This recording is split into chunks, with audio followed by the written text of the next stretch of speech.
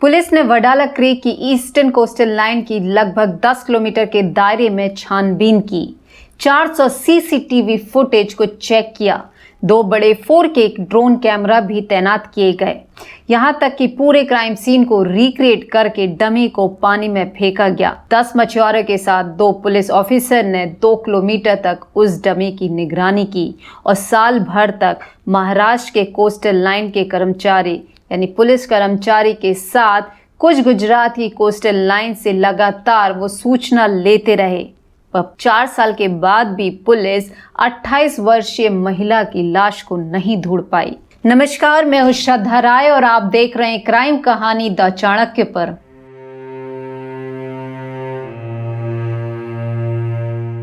मुंबई के grand road के इलाके में रहने वाली 28 वर्षीय कीर्ति व्यास, जो कि बी ब्लंट की फाइनेंस मैनेजर थी। बी ब्लंट एक सैलून चेन है और जिसकी मालिक फरहान अख्तर की एक्स वाइफ हैं। 16 मार्च 2018 के दिन सुबह सुबह कीर्ति अपने ऑफिस के लिए निकलती है और सुबह के 11:30 बजे कीर्ति की मां कीर्ति को फोन लगा के वाईफाई का पासवर्ड पूछती है, पर कीर्ति का फोन स्विच ऑफ आता है।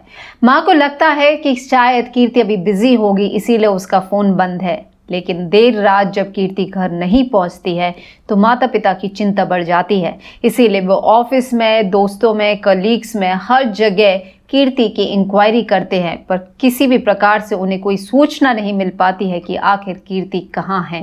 और अगले दिन 17 मार्च को परिवार के लोग पुलिस स्टेशन में जाके मिसिंग कंप्लेंट लिखवा देते हैं और 18 मार्च को पुलिस अपनी छानबीन चालू करती है। पुलिस ने कीर्ति के सभी ऑफिस के कॉलीग से पूछताछ की। तब पुलिस के सामने आया कि कीर्ति की कॉलीग खुशी और सिद्धेश ने 16 मार्च को सुबह लगभग 9 बजे कार में पिक किया था ऑफिस जाने के लिए।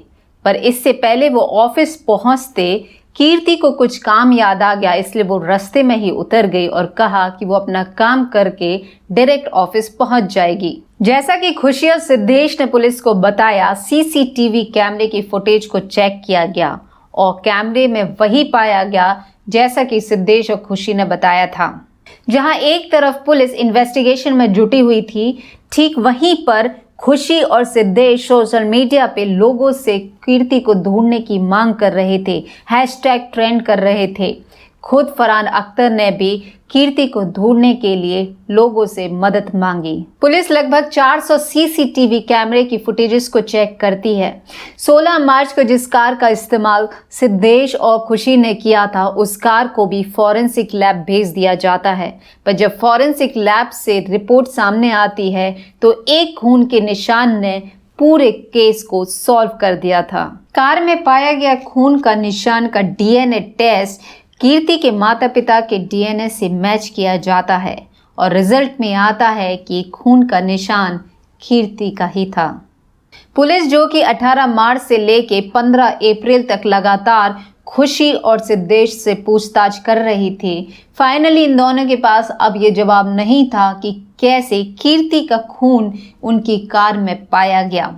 इसीलिए 5 मई 2018 को पुलिस इन दोनों को गिरफ्तार कर लेती है, क्योंकि ये दोनों कबूल कर लेते हैं कि इन्होंने ही मिलकर कीर्ति की जान ली। खुशी और सिद्धेश की बताई हुई जगह पे यानी कि वडाला क्रीक पर पुलिस छानबीन करती है, जहां पर इन दोनों ने कीर्ति की लाश को फेंका था। लगभग 10 किलोमीटर के स्ट्रेच पे पुलिस छानबीन करती है। ड्रोन कैमरास लगाए जाते हैं, मछुआरे और पुलिस ऑफिसर तैनात किए जाते हैं, लेकिन पुलिस के हाथ में कुछ नहीं आता है। इसीलिए 31 जुलाई को पुलिस चार्जशीट कोर्ट में दाखिल कर देती है। खुशी एक 42 साल की शादीशुदा महिला, जिसका एक 16 साल का लड़का, और ये बी ब्लंट की अंधेरी ब्रांच की हेड थी। उसी ब्रांच में सिद्धेश, जिसकी उम्र 28 वर्ष और उसकी शादी नहीं हुई थी, पर सिद्धेश और खुशी का एक्स्ट्रा मैरिटल अफेयर चल रहा था। और बी ब्लंट में कीर्ति सिद्धेश की सीनियर थी। कई बार ऐसा हुआ कि कीर्ति ने सिद्धेश को कहा कि वो अपने काम को ठीक से करे, क्योंकि काम में लापरवाही हो रही है और गलतियां हो रही हैं।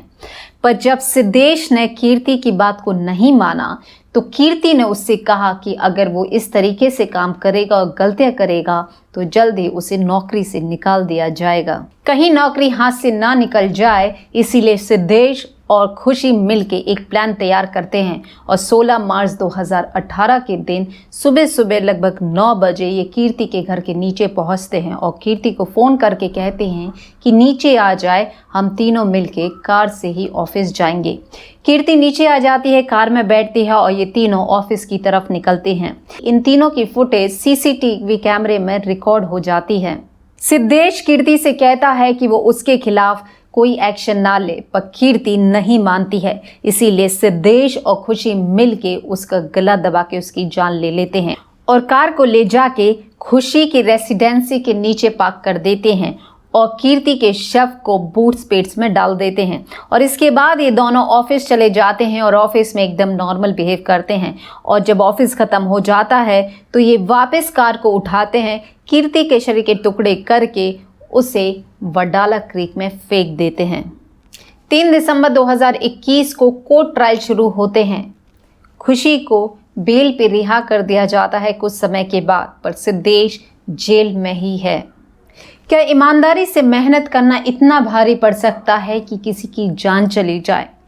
खुशी जैसी महिलाएं जिसने न केवल अपने पति को धोखा दिया बल्कि अपने 16 साल के बच्चे के बारे में भी नहीं सोचा, एक्स्ट्रा मैरिटल अफेयर किया और अपने कॉलीग की जान तक ले ली।